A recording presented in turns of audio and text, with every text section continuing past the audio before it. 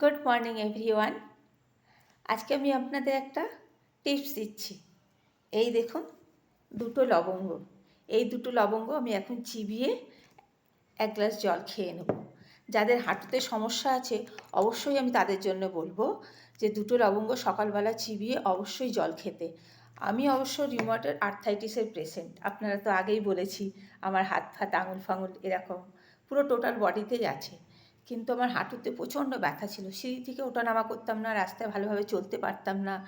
তারপরে আমাকে একজন, আমার এক মানে ভাই, সে বলল তুই দুটো লবঙ্গ চিবিয়ে জল খা।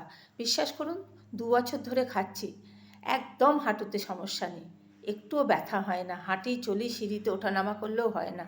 তাই আপনাদেরও বলছি, খেয়ে দেখুন, 10 দিন পর নিশ্চয়ই এর রেজাল্ট অবশ্যই পাবেন। কথাটা কিন্তু মনে রাখবেন, আর কিন্তু খাবেন, প্লিজ প্লিজ প্লিজ।